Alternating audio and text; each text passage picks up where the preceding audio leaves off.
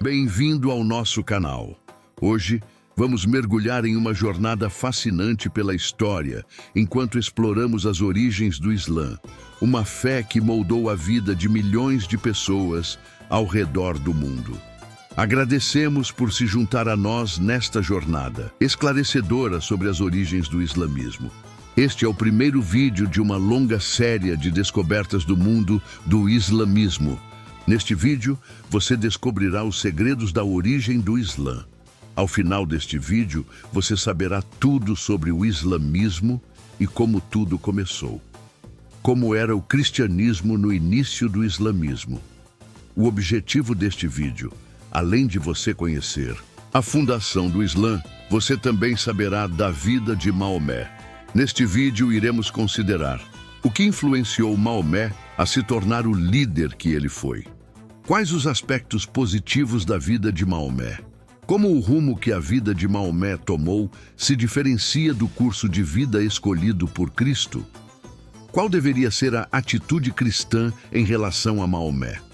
Mas ainda tem muito mais conteúdo para você aprender aqui agora. Você aprenderá estes 5 pontos. O contexto histórico, cultural e religioso da Arábia antes do Islã. A decisão de Maomé de fugir do sofrimento em Meca e buscar o sucesso por meio da política em Medina. Comparação dessa decisão de Maomé com o curso de vida escolhido por Cristo e que o levou à cruz. O crescimento do Islã desde a primeira revelação de Maomé até o controle político de Meca e a morte de Maomé. A rejeição de Maomé das tradições bíblicas do judaísmo e do cristianismo ao confrontar os judeus em Medina, mudar a direção da oração, subjugar Mecai, redirecionar o movimento islâmico para uma religião árabe. As primeiras interações do Islã com o judaísmo e o cristianismo e as consequências da inexistência de uma Bíblia em árabe na época de Maomé. A primeira revelação de Maomé. Vamos começar examinando a primeira revelação de Maomé, a experiência que deu origem ao Islã. Uma de suas esposas descreve-a claramente na coletânea de tradições sobre Maomé, conhecida como o Hadith. O início da inspiração divina do apóstolo de Allah foi na forma de bons sonhos, tão vívidos como a luz brilhante do dia, e então o amor. A reclusão lhe foi concedido. Ele costumava ficar em reclusão na caverna de Hira, onde ele costumava adorar Allah somente, continuamente por muitos dias, até que lhe viesse o desejo de ver sua família. Ele costumava levar consigo o alimento para a jornada e a estadia e voltava para sua esposa, Khadija, para semelhantemente levar o seu alimento novamente, até que, repentinamente, a verdade desceu sobre ele enquanto ele estava na caverna de Hira. O anjo veio até ele e pediu-lhe para ler. O profeta respondeu: "Eu não sei ler." O profeta acrescentou: "O anjo me segurou com força e apertou-me com tanta força que eu não podia mais suportar. Ele então me soltou e novamente me pediu para ler e eu respondi: não sei ler. Então ele me segurou novamente e apertou-me uma segunda vez até que eu não podia mais suportar. Ele então me soltou e novamente me pediu para ler, mas novamente eu respondi: não sei ler, ou o que devo ler. Então ele me pegou pela terceira vez e pressionou-me, e depois me soltou e disse: lê em nome do teu Senhor que criou. Criou o homem de algo que se agarra, coágulo. Lê que o teu Senhor é o mais generoso. Sura 96, 1, 3. Em seguida, o apóstolo de Alá voltou com a inspiração e com o coração batendo fortemente. Então ele foi a Khadija e disse: cubra-me, cubra-me. Eles o cobriram até que seu medo se foi. Depois disso, ele contou a ela tudo o que tinha acontecido e disse: eu temo que algo possa acontecer comigo. Khadija respondeu: nunca, por Alá, Alá nunca te envergonhará. Mantenha boas relações com teus parentes e amigos. Ajude os pobres e os necessitados. Sirva teus convidados generosamente e ajude os dignos, afligidos pela calamidade. Khadija então o acompanhou até seu primo, Waraka bin Naufal bin Asad bin Abdul Uzza, que durante o período pré-islâmico tornara-se um cristão e escrevia os escritos com letras hebraicas. Ele iria escrever o evangelho em hebraico enquanto Allah desejasse que ele escrevesse. Ele era um homem velho e havia perdido sua visão. Khadija disse a Waraka: ouça a história de teu sobrinho, ó meu primo. Waraka perguntou: ó meu sobrinho, o que viste? O apóstolo de Allah descreveu tudo o que tinha visto. Waraka disse: este é o mesmo que guarda os segredos, anjo Gabriel, a quem Allah havia enviado a Moisés. Eu gostaria de ser jovem e viver até o momento em que teu povo te expulsará. O apóstolo de Deus perguntou: eles me expulsarão? Waraka respondeu afirmativamente e disse: qualquer um que veio com algo semelhante ao que trouxeste foi tratado com hostilidade. E se eu permanecesse vivo até o dia em que tu fosses expulso, então eu te apoiaria firmemente. Mas depois de alguns dias, Waraka morreu e a inspiração divina também foi interrompida por um tempo.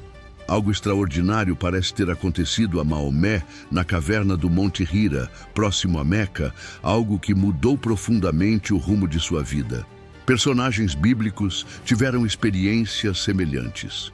Jacó lutou por uma noite inteira com um ser espiritual em Gênesis 2. E Samuel precisou do encorajamento de Eli para ouvir a voz de Deus em 1 Samuel 3. A maioria das aparições de anjos registradas na Bíblia começa com o anjo dizendo: não temas. Porém, nessa passagem, Maomé parecia claramente abalado, apesar de a história não conter uma ordem contra o medo. O que você acha do profeta Maomé? Os muçulmanos muitas vezes nos fazem essa pergunta como teste no início da amizade. O modo como respondemos frequentemente afeta o rumo do nosso relacionamento. Maomé foi acusado de ser um doente mental, epilético e até mesmo endemoninhado. Ele é visto de forma negativa por seu tratamento para com as mulheres e os judeus. No entanto, ele é o fundador de um dos maiores, mais duradouros e mais poderosos movimentos na história. Ao compor uma lista das pessoas mais influentes da história, o estudioso honesto deveria incluir Maomé. Mas o que sabemos sobre o profeta do Islã e sua formação? À medida que formos entendendo as circunstâncias sob as quais o Islã nasceu e se desenvolveu, conseguiremos articular uma compreensão mais profunda e mais justa de Maomé. Precisaremos reconhecer as fraquezas e falhas dos cristãos e da igreja daquela época. Estudaremos também a transformação do Islã primitivo, seu início como um movimento de reforma, sua expansão e perseguição em Meca, até a criação de uma sociedade nova e distinta em Medina. Apesar de pobre e órfão, Maomé tornou-se um respeitado mediador de conflitose, um comerciante bem-sucedido. Mais tarde, veio a ser um reformador religioso e social e um líder político capaz. Maomé convocou as pessoas a adorarem o único Deus verdadeiro, o Criador do universo. Ele se posicionou contra a idolatria, o abuso dos pobres, órfãos e viúvas e a usura praticada pelos ricos. Ele conclamou o povo a se submeter a Deus e a ser grato a Ele por sua provisão, a fim de não sofrer seu juízo vindouro. Ele e seus seguidores foram brutalmente perseguidos por sua própria gente por causa de suas posições. De Meca a Medina.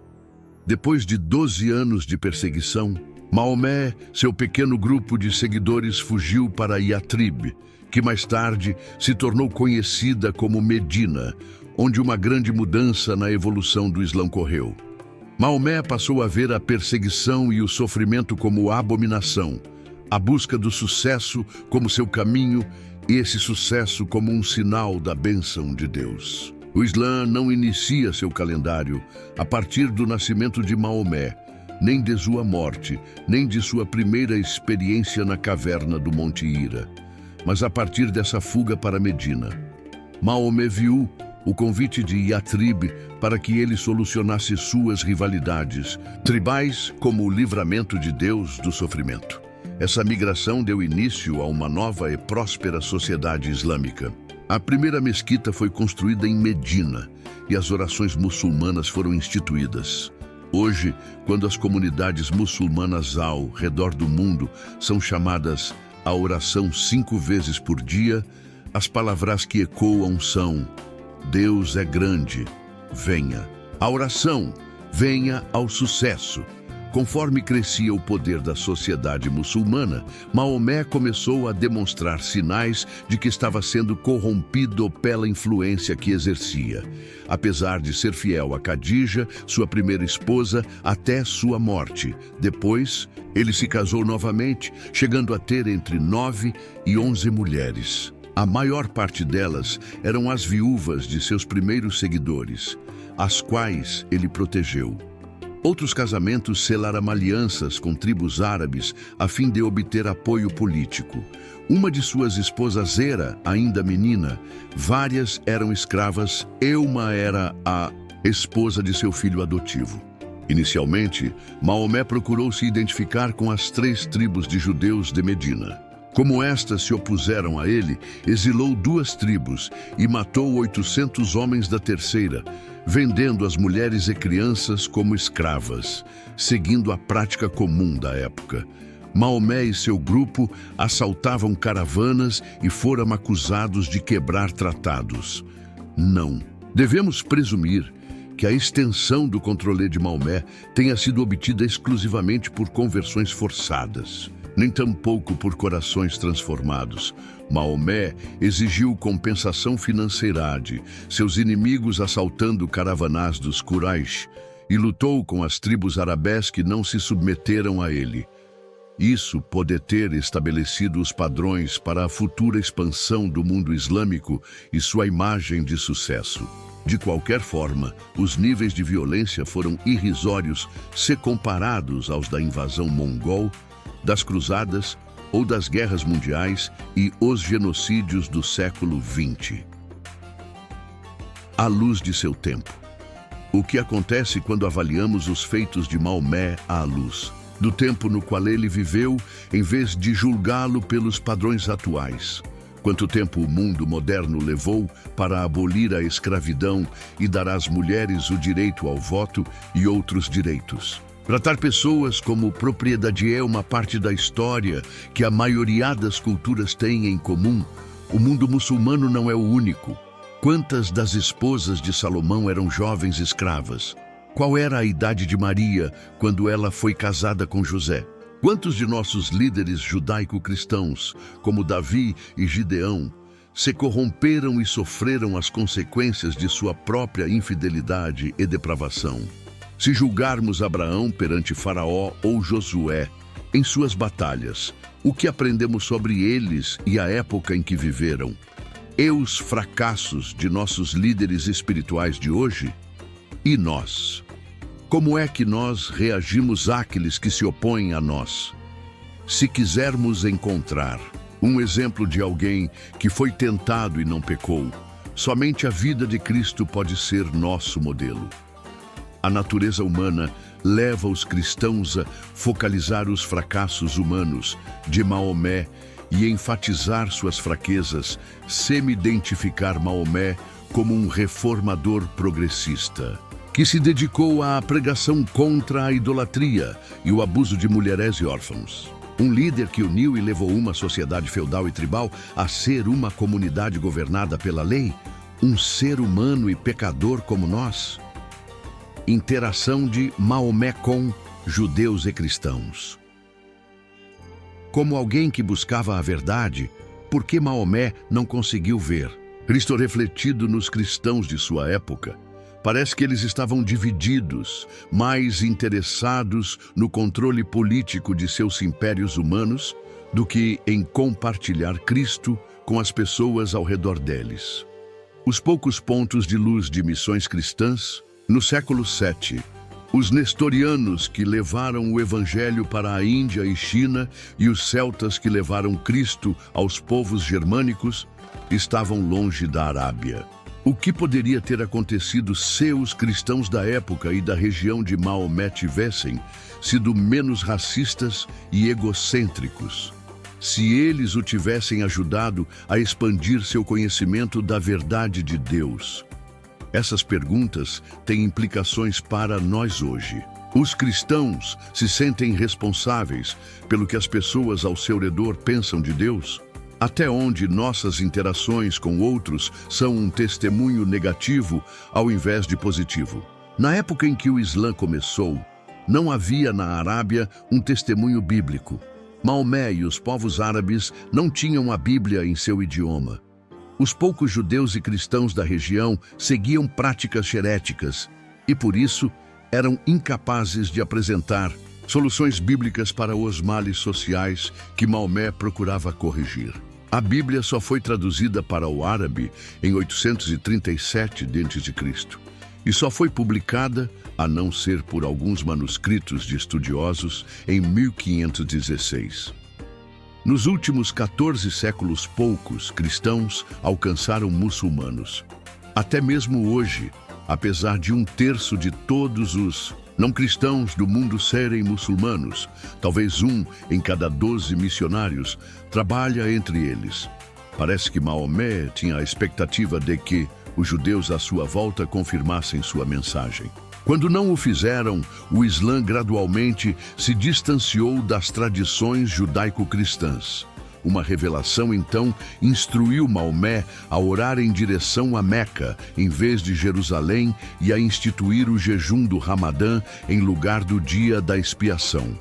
A peregrinação a Meca foi adotada para unir as tribos árabes sob o Islã, uma vez que elas retornavam a Meca todos os anos para o Hajj. Como o Islã começou? À medida que estudamos o seguinte artigo, deveríamos nos perguntar: como poderíamos ter uma abordagem mais equilibrada do fundador do Islã, assim como de nossa história cristã? Acredito que a diferença entre muçulmanos e cristãos não está em nosso comportamento, mas em quem nós vemos como nosso Salvador. Além do mais, nos considerarmos melhores que os outros é arrogância e uma posição biblicamente ilegítima para uma testemunha de Cristo. O Dr. Miller foi meu mentor. Fui grandemente abençoado ao ser ensinado por ele, ao ver seu coração amoroso para com muçulmanos durante os últimos anos de sua vida terrena. Sendo um fiel homem de oração, ele mantinha imensos arquivos de cartões com os nomes dos muçulmanos que ele conheceu e, por décadas, continuou a orar por cada um deles. Seu foco e amável confiança na graça de Cristo, ao mesmo tempo em que optava por não recorrer à crítica inadequada do Islã, ainda me impressionam hoje. Em particular, lembro-me dele em seus 95 anos de idade, recitando Hebreus 12:1-3 de cor. Portanto, também nós, uma vez que estamos rodeados por tão grande nuvem de testemunhas, livremo-nos de tudo o que nos atrapalha e do pecado que nos envolve. E corramos com perseverança a corrida que nos é proposta, tendo os olhos fitos em Jesus, autor e consumador da nossa fé. Ele, pela alegria que lhe fora proposta, suportou a cruz, desprezando a vergonha, e assentou-se à direita do trono de Deus. Pensem bem naquele que suportou tal oposição dos pecadores contra si mesmo, para que vocês não se cansem nem desanimem. É essencial que os cristãos que queiram falar a seus amigos e conhecidos muçulmanos a respeito de Cristo e aqueles que desejam orar inteligentemente por eles, por aqueles que, através de palavras e obras, estão tornando Cristo conhecido a eles, devam compreender claramente quem era Maomé e o que ele ensinou. Apesar de muitos livros excelentes terem sido escritos por estudiosos cristãos sobre a história e os ensinos do Islã, parece que alguns cristãos têm uma vaga noção sobre como esse sistema religioso político começou e sobre quais doutrinas e práticas ele foi estabelecido. Neste artigo, a história mais interessante sobre o profeta da Arábia será contada brevemente da maneira como foi relatada pelos primeiros historiadores muçulmanos. Faremos um esforço sincero para falar a verdade em amor, conforme Efésios 4:15 ordena. Todavia, não é possível contar a história da vida de Maomé com total exatidão, pois as fontes disponíveis consistem, em sua maioria, de tradições, algumas das quais se originaram muito depois da morte de Maomé. A fonte mais confiável é o Alcorão. Os fatos descritos nas seguintes páginas são aceitos pela maioria dos muçulmanos e não muçulmanos. A Arábia na época de Maomé. Pela providência de Deus, um menino nasceu em Meca, na parte oeste da Arábia, mais ou menos no ano 570 d.C. Quem foi dado o nome de Maomé, louvado. Os que lhe deram o nome Mau sabiam que ele estava destinado a influenciar o mundo como poucos e que seria realmente louvado por incontáveis milhões de pessoas por séculos.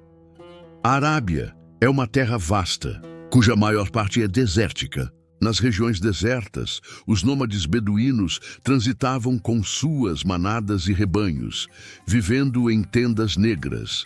Havia também cidades nas quais os comerciantes ricos realizavam seus negócios, das quais Meca era a principal.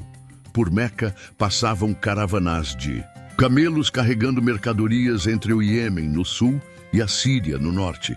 Além de um importante centro comercial, Meca era uma cidade sagrada. Nela, desde tempos antigos, estava localizada a Kaaba, cubo, uma construção cúbica que era conhecida como a Casa de Allah. Havia uma tradição que dizia que quando essa casa sagrada foi destruída por uma enchente, Ibrahim, e seu filho Ismail, a reconstruíram. No idioma árabe, Allah significa o Deus, e aparentemente os árabes o reconheciam como Deus Supremo. Se eles o conheceram através dos judeus ou se herdaram esse conhecimento de seu antecessor Abraão, não é claro. O nome do pai de Maomé era Abdallah, que significa escravo de Allah. Apesar de os árabes reconhecerem Allah como supremo, não o consideravam como o único Deus, nem davam importância à sua adoração.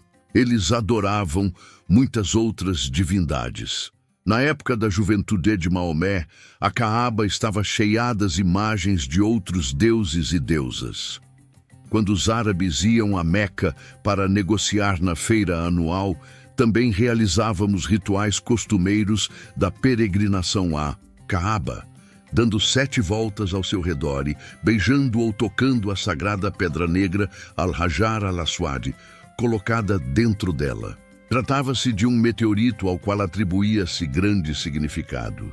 Apesar de o povo árabe não ser muito religioso, o santuário em Meca, com seus rituais, lhes eram muito valorizados como importante elemento de sua herança cultural. Hanifs, judeus e cristãos na Arábia. Nem todas as pessoas de Meca estavam satisfeitas com as condições de seu país. A situação política não era boa, pois as muitas tribos pequenas estavam frequentemente em guerra entre si. Em razão dessa falta de união, corriam o perigo de serem engolidas pelos grandes impérios ao seu redor: o persa, o bizantino e o etíope. A religião popular não satisfazia aqueles que queriam conhecer Deus. Dizem que um pequeno grupo de homens inteligentes, conhecidos como Hanifs, costumavam se reunir para discutir estes problemas políticos e religiosos. Não havia na Arábia pessoas que pudessem falar a eles do único Deus verdadeiro? Havia. Desde tempos antigos, grande número de judeus residia na Arábia e alguns deles viviam em Meca. Em Medina, a 450 quilômetros ao norte de Meca, havia 3 grandes tribos de judeus com suas sinagogas e suas escrituras. Eles haviam prosperado materialmente, possuíam camelos, casas, terras e, em grande parte, controlavam o comércio da cidade. Sua educação e padrão de vida eram melhores do que os dos árabes pagãos ao redor deles. Os árabes sabiam que os judeus não adoravam ídolos, mas eram adoradores de Alá, o Deus invisível. É pouco provável, no entanto, que os judeus tenham tornado conhecido aos pagãos os tesouros espirituais contidos em suas escrituras. Também havia cristãos na Arábia. Várias tribos árabes no norte tinham se tornado cristãs. Ao sul, em Nejran, havia muitos cristãos com seus bispos e sacerdotes e suas escrituras na língua siríaca.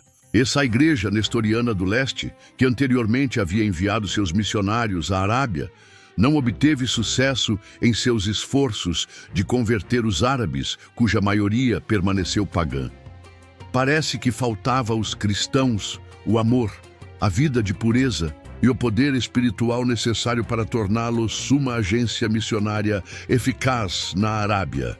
A juventude de Maomé Abd Allah, o pai de Maomé, morreu antes do nascimento de seu filho, por volta de 570, em Meca. Amina, a mãe de Maomé, morreu quando ele tinha 6 anos de idade, e o menino órfão foi confiado aos cuidados de seu avô. O ancião logo morreu, e Maomé foi adotado por seu tio, Abu Talib, que o tratou com bondade.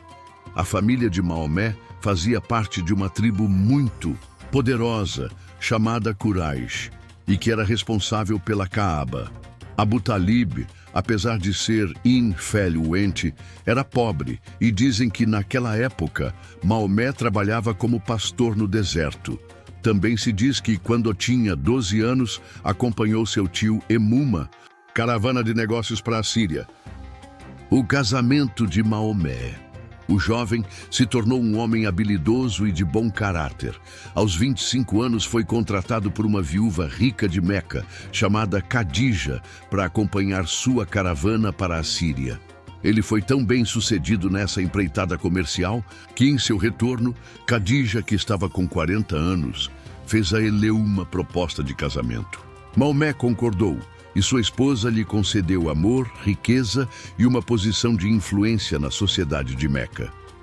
Nasceram-lhe 2 filhos e 4 filhas, e até a morte de Khadija, 25 anos depois, Maomé não tomou para si nenhuma outra esposa. Para a tristeza deles, os 2 filhos morreram na infância.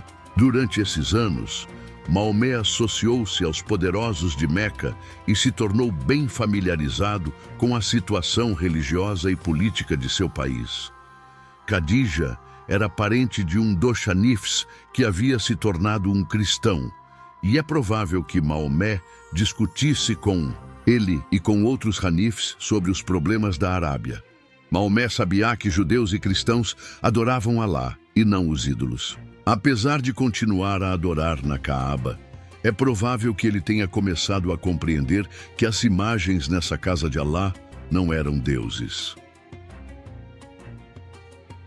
A influência crescente de Maomé.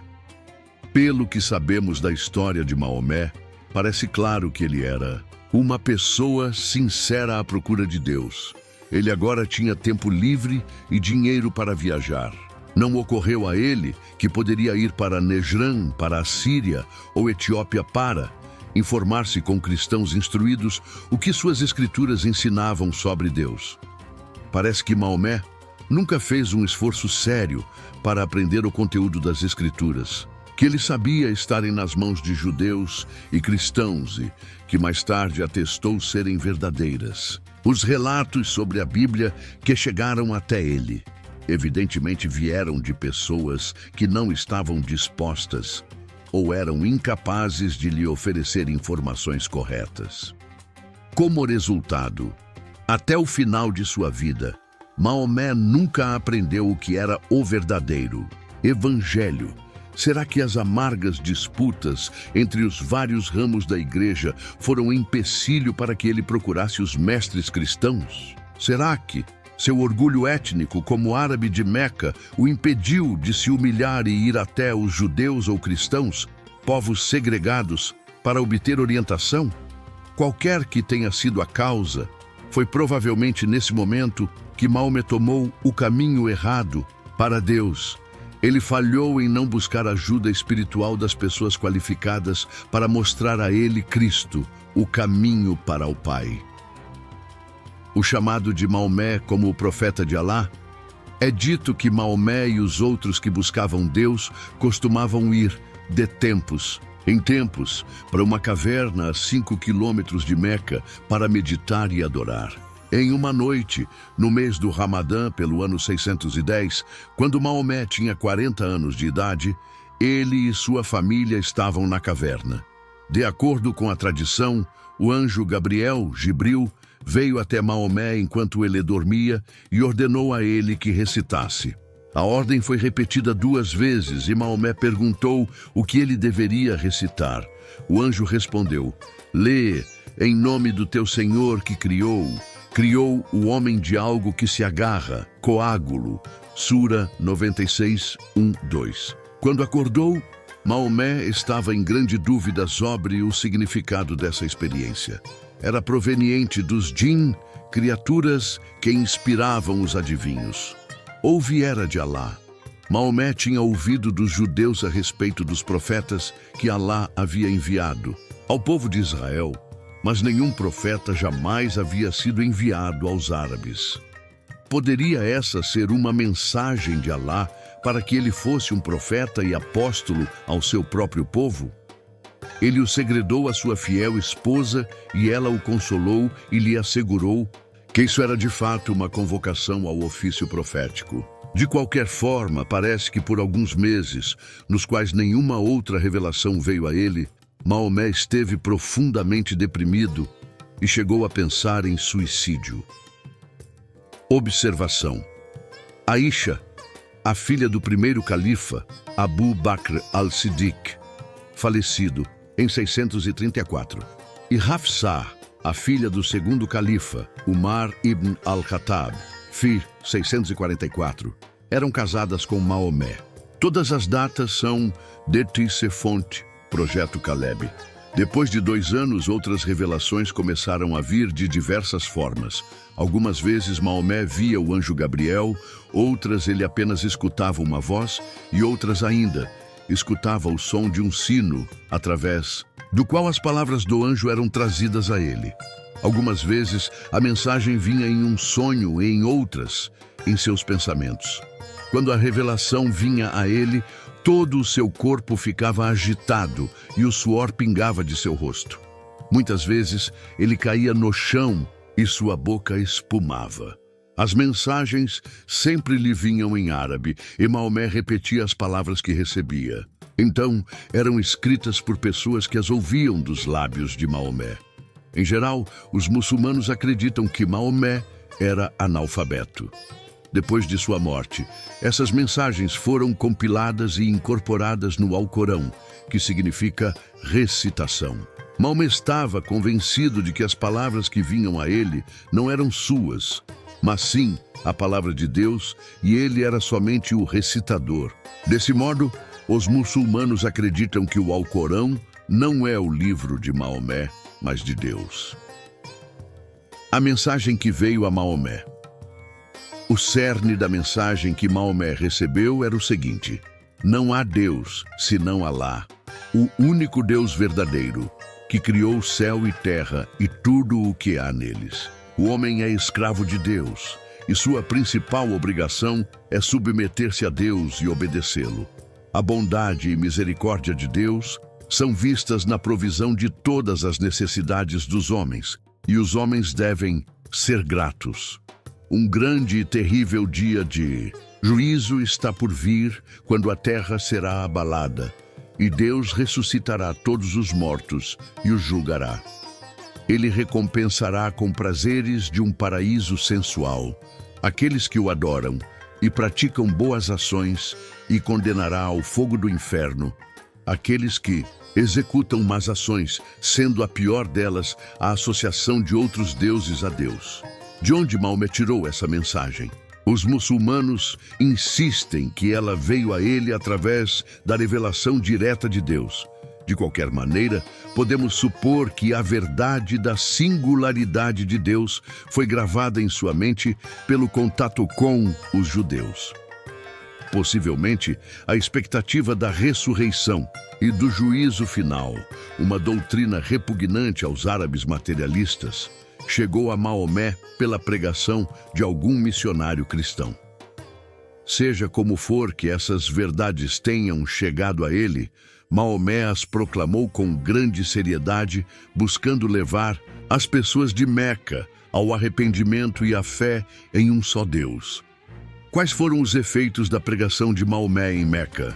Quando Maomé reivindicou ser um profeta enviado por Deus, algumas pessoas imediatamente acreditaram nele. Entre elas estavam sua esposa Khadija, um jovem primo chamado Ali, que mais tarde se tornaria seu genro, e seu filho adotivo, Zaid. Mais tarde, um respeitado comerciante, conhecido como Abu Bakr, que não era seu parente, professou a fé em Maomé. Outros, então, juntaram-se ao movimento, sendo a maioria de origem humilde. As pessoas importantes da cidade, as quais Maomé estava ansioso para conquistar, ignoraram-no e logo começaram a ridicularizá-lo.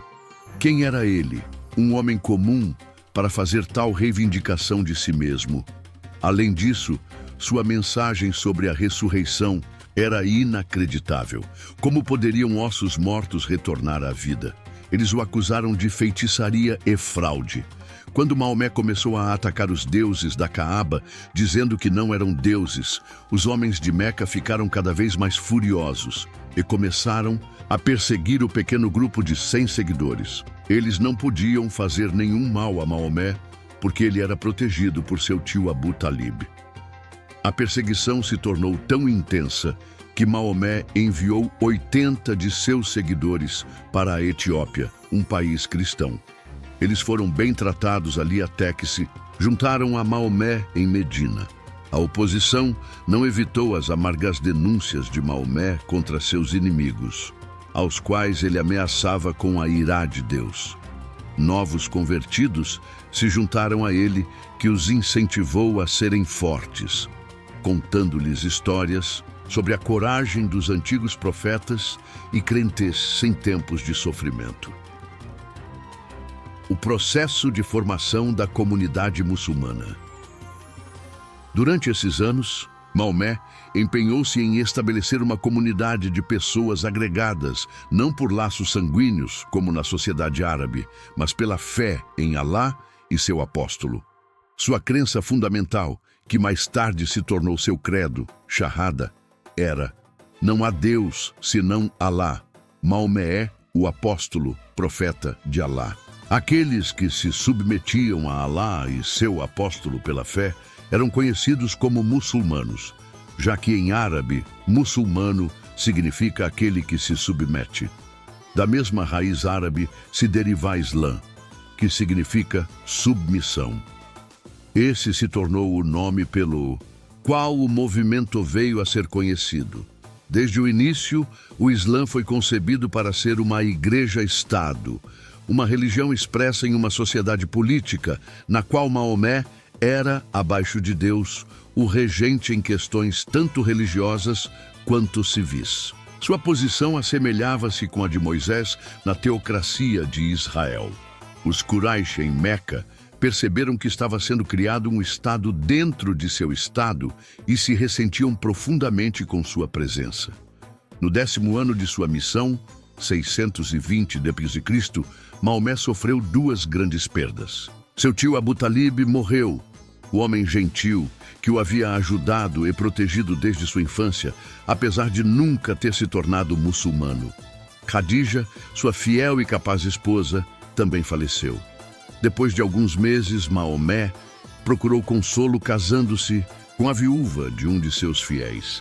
Ele também se casou com Aisha, a filha de 7 anos de seu amigo Abu Bakr, com quem passou a viver 3 anos depois.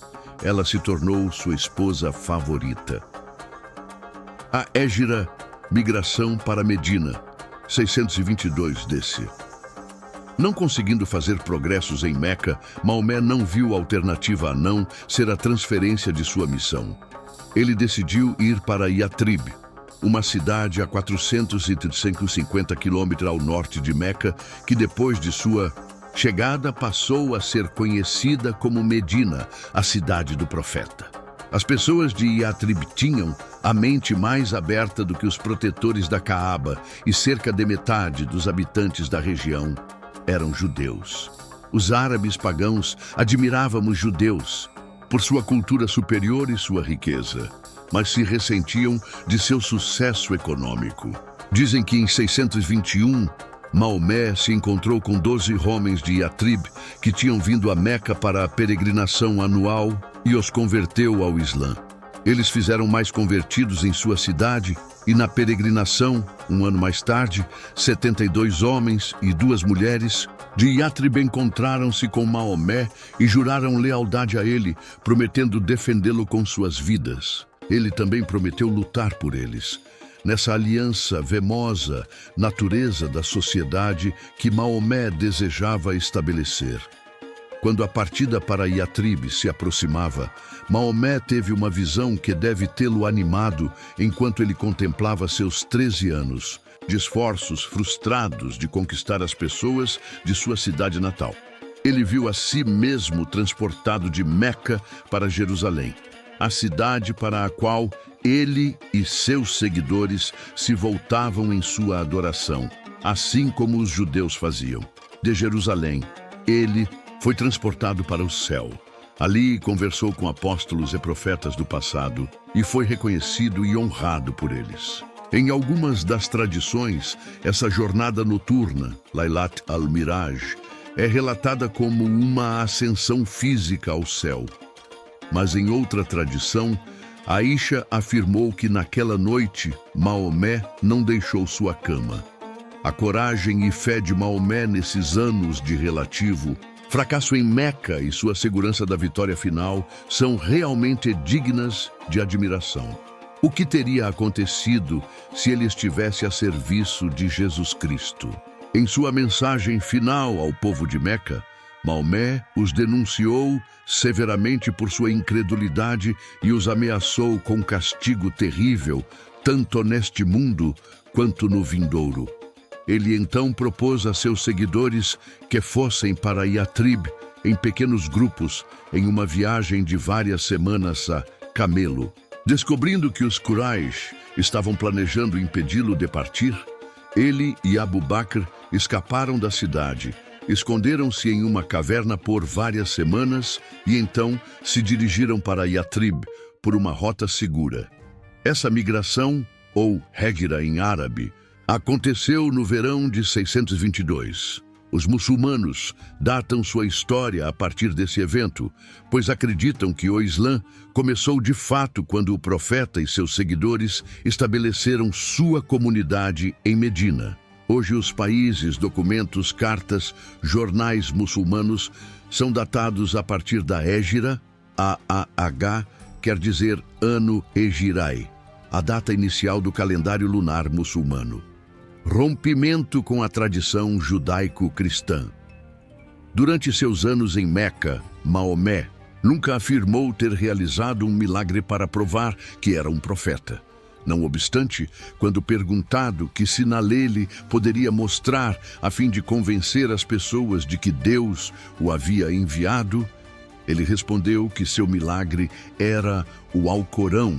Os versículos dos capítulos são chamados sinais em árabe, porque ninguém era capaz de produzir algo semelhante. Maomé considerava verdadeiras as escrituras dos judeus e dos cristãos, mas achava que os seguidores dessas religiões as tinham interpretado erroneamente e corrompido suas religiões. Ele continuou afirmando que Deus o havia enviado para chamar as pessoas de volta à verdadeira adoração a Deus, que era a religião de Abraão. Conduzindo seus seguidores na adoração, imitava os judeus voltando-se a Jerusalém. Ele estava ansioso para obter a lealdade e o apoio dos judeus. Ele nunca reivindicou ser divino e disse: "Eu sou um homem como vocês." Estava ciente de que precisava confessar seus pecados e pedir perdão a Deus, assim como os outros homens.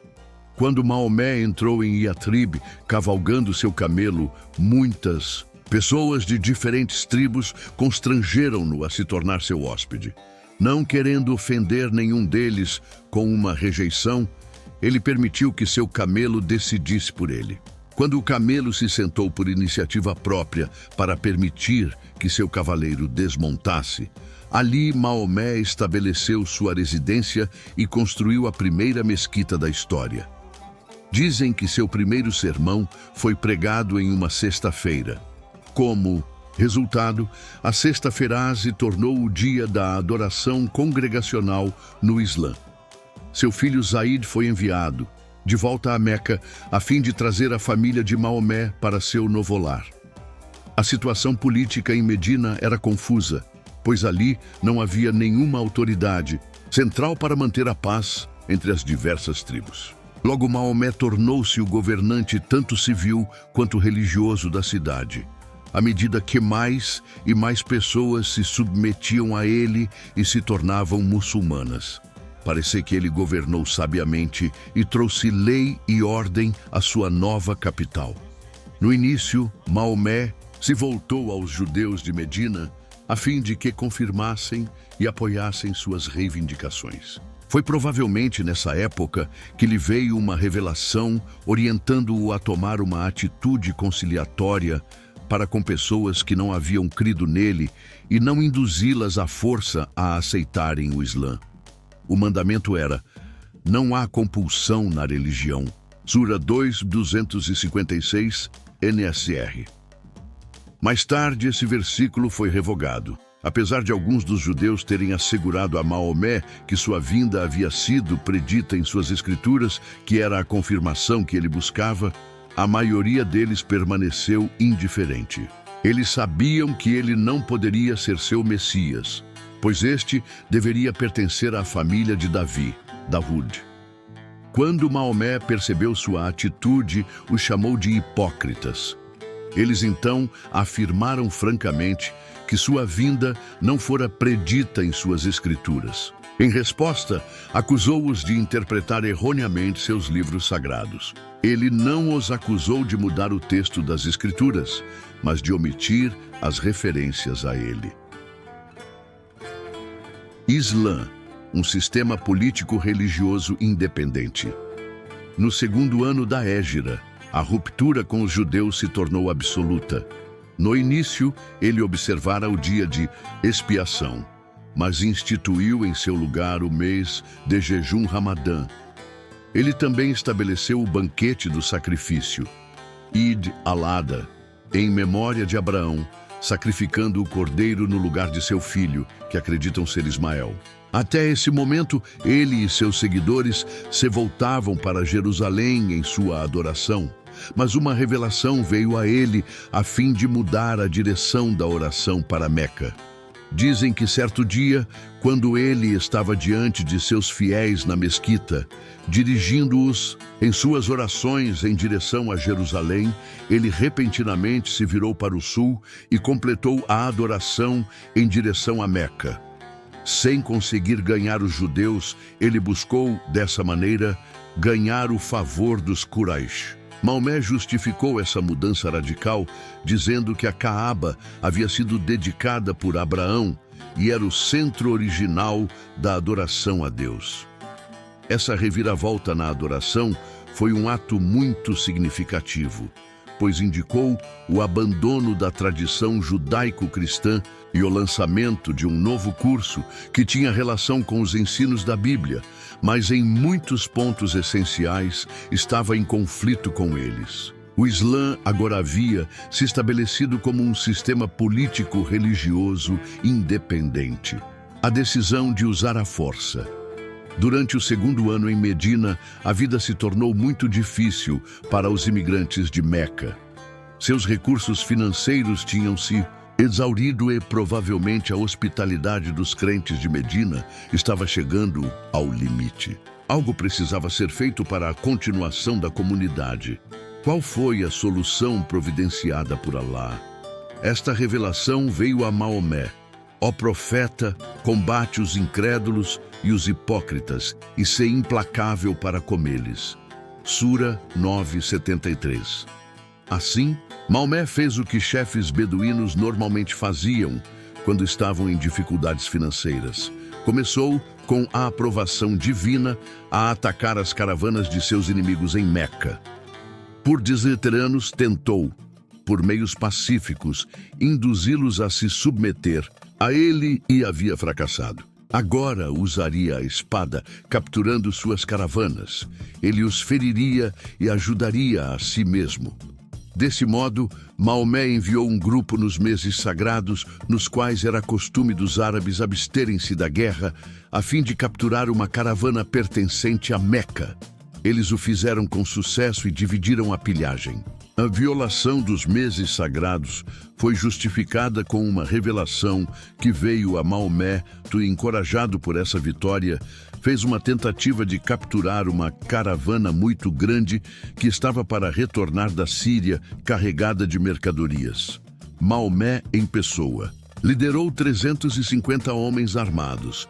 E em um lugar chamado Badr, eles enfrentaram e venceram o exército de 1000 homens que havia saído de Meca para proteger a caravana.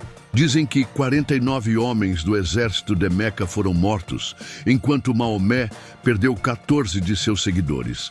A pilhagem foi dividida entre os guerreiros e 1/5 ficou com Maomé, a fim de ser usado por ele para ajudar os necessitados.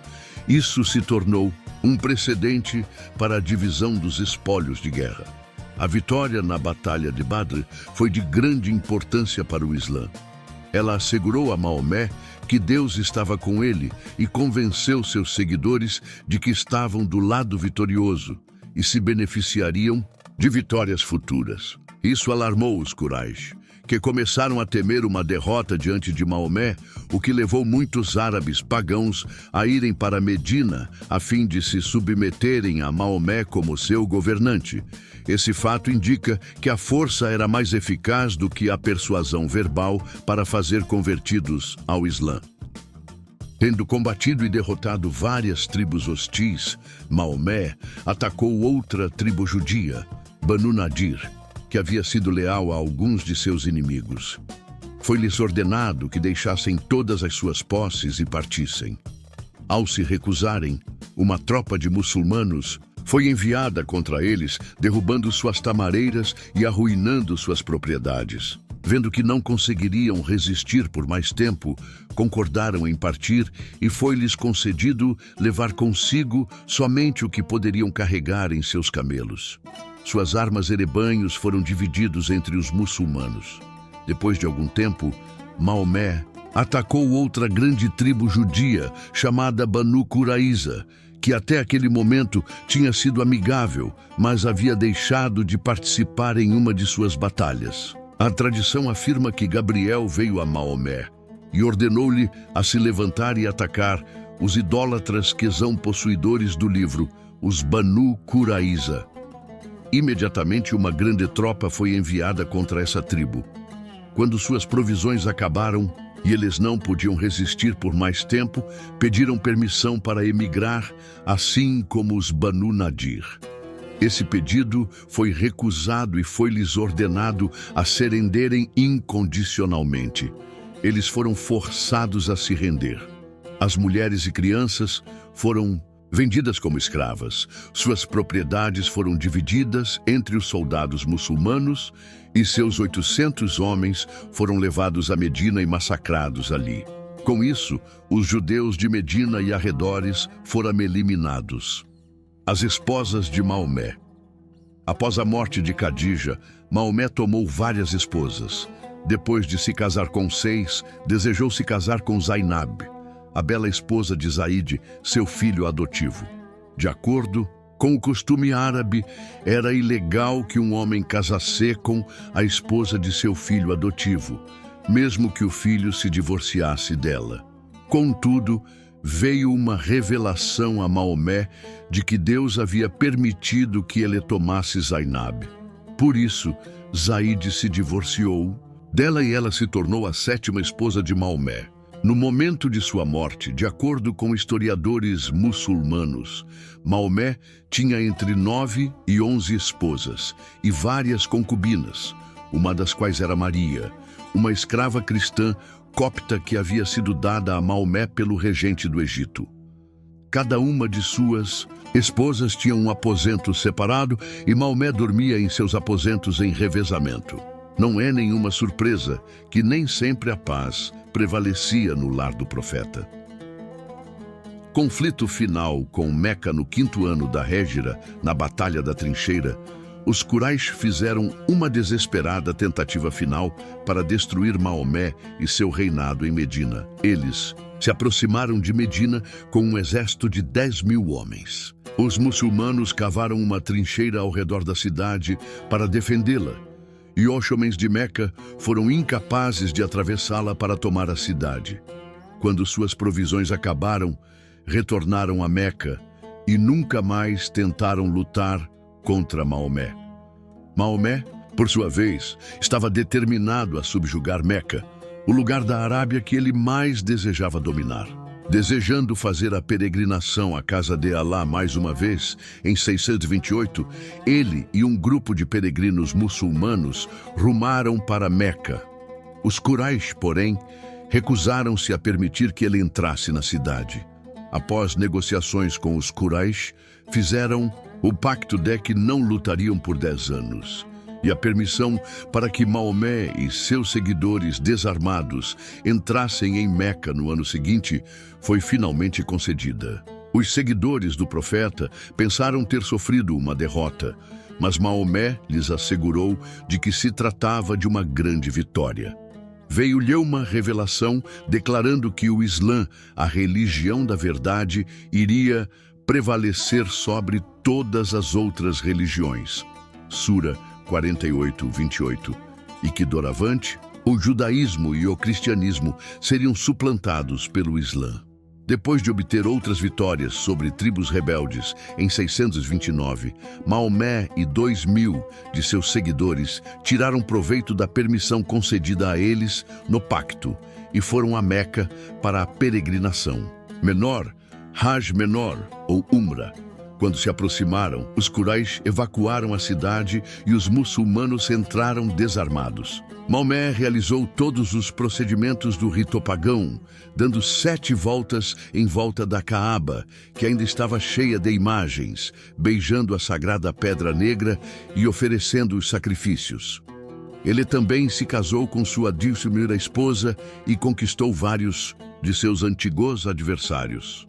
Meca, o centro do Islã, apesar do acordo de que não haveria mais guerra por 10 anos, Maomé estava convencido de que, naquele momento, precisava conquistar Meca, a fim de tornar seu controle da Arábia absoluto.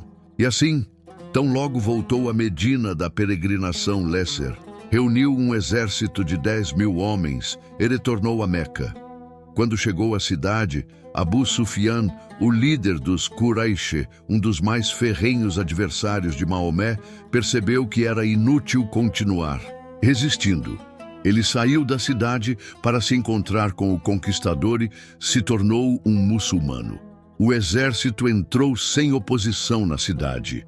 Maomé foi a Caaba e ordenou que as imagens fossem retiradas e destruídas. Ele tomou o governo da cidade, da qual havia fugido 8 anos antes, e declarou anistia geral à população de Meca, com exceção de alguns indivíduos que executou por certos crimes. Agora Meca se tornara o centro do Islã, com Maomé como seu governante supremo. De fato, esse foi um dia de triunfo e grande alegria para Maomé e seus seguidores. Os novos crentes de Meca foram recompensados por sua submissão, recebendo porções generosas da grande pilhagem recentemente obtida em uma vitória sobre algumas tribos rebeldes em Hunaim. Fato, no entanto, que desagradou alguns dos crentes antigos. Conversão pela força. Durante o 9º ano da Hégira, muitas tribos, percebendo que não podiam resistir a Maomé por mais tempo, vieram e se submeteram a ele. Nessa época, veio-lhe uma revelação abolindo o mandamento anterior, Sura 2:256, de não usar a força para fazer convertidos. Mas quando os meses sagrados houverem transcorrido, matai os idólatras, onde quer que os acheis, capturai-os, acossai-os e espreitai-os. Porém, caso se arrependam, observem a oração e paguem o zakat. Abri-lhes o caminho. Sabei que Alá é indulgente, misericordiosíssimo. Sura 9:5. O propósito desse mandamento era colocar um fim à idolatria, e pelo menos exteriormente foi altamente bem-sucedido. Os pagãos foram forçados pela espada a se tornarem muçulmanos. E a um príncipe cristão do norte da Arábia, chamado Uqaider, foi prometido que ele seria poupado caso aceitasse o Islã, o que ele fez. Inferimos disso que os cristãos, por causa de sua adoração a Cristo, eram nessa época tidos como politeístas. Contudo, foi adotada uma política diferente para com os cristãos de Nejran, no sul da Arábia. A tradição afirma que quando uma carta de Maomé, ordenando que se tornassem muçulmanos, chegou a essa grande comunidade cristã, eles ficaram aturdidos sobre o que deveriam fazer. Deveriam se submeter ou lutar contra Maomé? Foi decidido que eles enviariam uma grande delegação para conversar com ele. Seu bispo e muitos de seus principais homens fizeram a longa viagem para Medina e se encontraram com Maomé na mesquita. Ele lhes deu as boas-vindas e permitiu que realizassem sua adoração cristã ali. Depois de 3 dias, Maomé os convidou a aceitarem o Islã.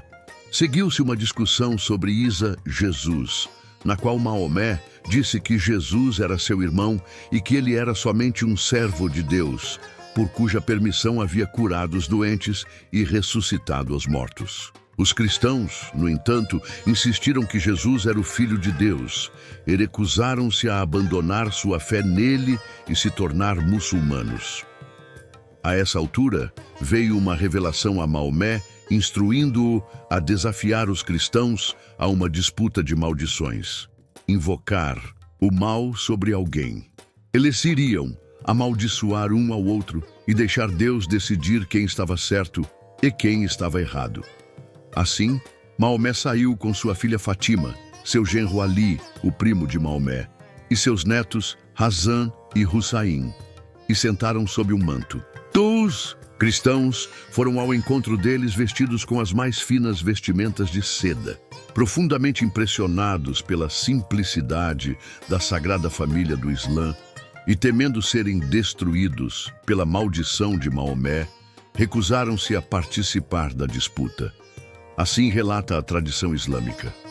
Não temos o relato cristão desse notável confronto.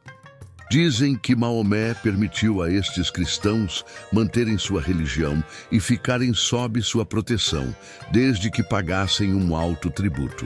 Eles aceitaram esses termos e retornaram a seus lares. Essa foi provavelmente a primeira vez que Maomé esteve face a face com cristãos educados e influentes. Contudo, ao que parece, ele não empreendeu esforço algum para aprender deles os ensinos verdadeiros de sua fé e somente desejava subjugá-los no que foi bem-sucedido. O avanço do Islã, logo Maomé morreu, houve uma disputa pelo poder. Mesmo que ele tivesse realmente sido designado por Maomé como sucessor, ele não foi escolhido pelos líderes para essa posição e estes juraram lealdade a Abu Bakr, que se tornou o primeiro califa, vice-governante ou representante de Alá. 3 outros o sucederam, mas todos foram assassinados por muçulmanos. O 4º líder foi Ali. Seguiram-se guerras, muçulmanos assassinando outros muçulmanos. Contudo, apesar dessas sérias dificuldades internas, os exércitos muçulmanos prosseguiram sua conquista do mundo. Eles obtiveram um sucesso surpreendente e acreditavam ser essa a prova de que Deus estava com eles. Em pouco tempo, os exércitos muçulmanos, atiçados pelo zelo religioso e ansiosos por pilhar e conquistar, derrotaram os exércitos dos impérios persá e bizantino. Eles conquistaram a Síria e o Egito, avançaram pelo norte da África, conquistando países que haviam sido fortemente cristãos, e ocuparam a Espanha.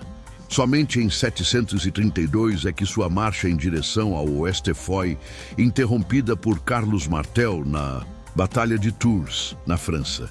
Os muçulmanos avançaram em direção ao leste, conquistando todas as terras até os rios Oxus e Hindu.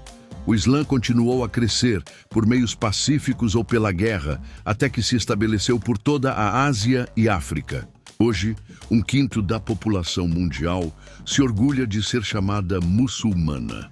Maomé, medido e achado em falta. Tentamos contar a história de Maomé, o fundador do Islã, de forma acurada e justa. Que avaliação podemos fazer? Todas as opiniões possíveis têm sido expressadas. Ele tem sido descrito como o profeta mais perfeito e santo de Deus. Também tem sido considerado um demônio encarnado que, de acordo com Dante, será o chefe dos malditos porque desviou muitas pessoas do caminho. Ninguém pode duvidar que ele foi um homem de grande habilidade e que tenha alcançado notável sucesso diante de dificuldades quase insuperáveis. Como líder, tinha a extraordinária capacidade de ganhar e manter a lealdade dos homens. Era um homem muito religioso que odiava a idolatria e era apaixonadamente dedicado a Allah, a quem considerava o único Deus verdadeiro. Sua coragem e perseverança em proclamar a doutrina da existência de um único Deus são verdadeiramente inspiradoras. Contudo, quando a vida desse grande homem é medida pelo padrão de Jesus Cristo, ele é achado em falta. Parece que começou sua missão como um sincero e obediente proclamador do que era a verdade sob o seu ponto de vista. Todavia, em algum momento de sua vida, ele se desviou de seu caminho. Havendo falhado em indagar aqueles que eram qualificados para guiá-lo sobre o caminho para Deus, tomou o caminho errado, levando ele próprio e as multidões incalculáveis que o seguiram para longe da verdade. Ao ignorar os ensinos de Cristo, intencionalmente ou por ignorância, Maomé nunca soube o quanto Deus o amava e a toda a humanidade. Ao entregar seu filho para salvar o mundo, não conhecendo Deus verdadeiramente, Maomé começou a colocar conveniências políticas e até mesmo suas preferências pessoais acima dos princípios morais e éticos que ele havia ensinado. Aparentemente, usou as revelações que afirmava serem procedentes de Deus para justificar ações que até mesmo os árabes pagãos consideravam erradas. Finalmente, ao reivindicar que o Islã tomara o lugar do cristianismo e que ele, como o selou dos profetas, assumia o lugar de Cristo, rejeitou o santo propósito de Deus para a salvação do mundo através de Cristo somente. A mensagem de todo verdadeiro profeta de Deus precisa estar de acordo com as mensagens dos profetas que o precederam. Já que a mensagem de Maomé é contrária à palavra de Deus, revelada pelos profetas e apóstolos anteriores em muitos aspectos importantes e particularmente a verdade de Jesus Cristo, não é possível que os cristãos considerem Maomé um profeta de Deus. Pelo contrário, ele é um dos que Cristo profetizou que iriam desviar muitos. Evangelho de Mateus 24:24. É pela salvação desses que precisamos trabalhar e orar. Mudança social e religiosa era um tempo de agitação social na Península Arábica. Roma e Pérsia destruíam-se mutuamente de forma vagarosa, mas eficaz, em um século de guerra quase incessante, 540-629 d.C. Enquanto a guerra continuava no século VII, os esgotados impérios estavam cada vez menos aptos a proteger seus estados satélites nas fronteiras desérticas. os reis Gassanide no nordeste, leais a Roma, e Lakhmid e Iêmen no leste e sul, que dependiam da Pérsia. Nestes reinos, as comunidades cristãs árabes haviam sido plantadas por monofisistas na fronteira sul de Roma e por nestorianos próximos à Pérsia. Uma nova riqueza estava se acumulando no centro politicamente neutro, ao longo da estratégica rota de caravanas norte e sul da África até a Síria romana, fora dos reinos árabes, onde comunidades cristãs árabes haviam começado a prosperar. Agora, porém, o poder econômico e político escoava-se das fronteiras evangelizadas do império para o centro inalcançado, ao longo da rota de caravanas da África à Síria e suas cidades comerciais pagãs do deserto, Medina e Meca.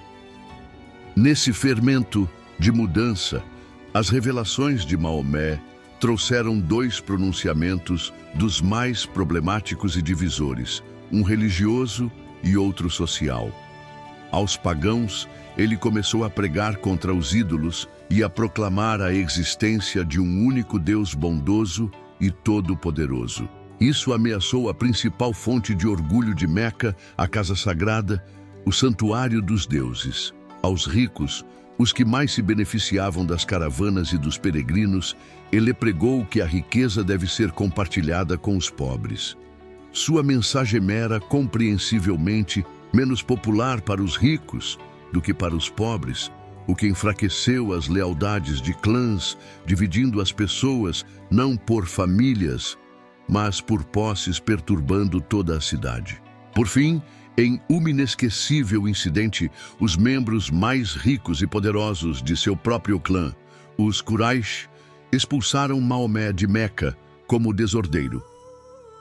Com cerca de 70 seguidores, ele encontrou refúgio em Yatrib, cujo nome foi alterado para Medina, em sua honra, a cerca de 480 quilômetros ao norte de Meca. Toda a história muçulmana é datada a partir dessa peregrinação no ano 622 d.Q., conhecida como a Hégira, que indica uma mudança de direção, migração ou, menos acuradamente, uma fuga. Em Medina, Maomé continuou sua cruzada contra o politeísmo.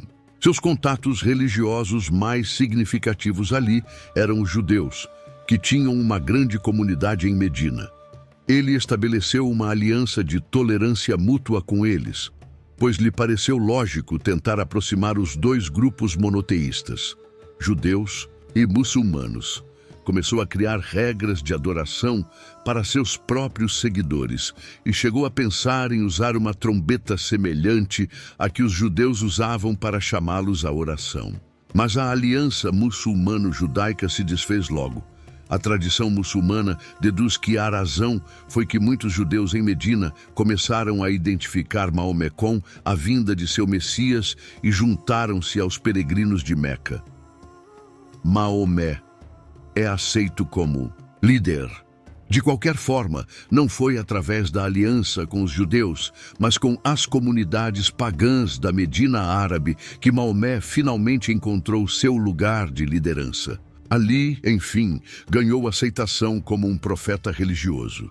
Naquele lugar, ele aprendeu a instigar seus seguidores para a guerra e aprimorou suas habilidades políticas como um juiz estratégico, político e neutro nas rivalidades tribais que estavam dividindo a cidade.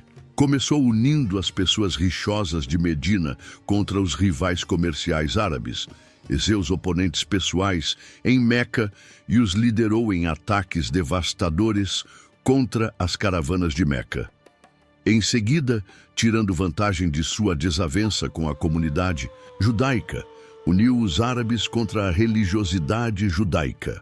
Ele os persuadiu a rejeitar a reivindicação exclusivista dos judeus de serem os filhos de Deus. E mais tarde, os incitou à inveja contra a prosperidade judaica. Em uma trágica série de episódios pelos quais o profeta tem sido grandemente criticado, os judeus de Medina foram expulsos da cidade através do exílio, assassinato e execução. Enquanto no passado ele havia adorado em direção a Jerusalém, Agora dirigiu o povo a orar em direção a Meca, como a cidade santa e o seu lugar santo, a Caaba. O jejum do Ramadã substituiu o dia de expiação.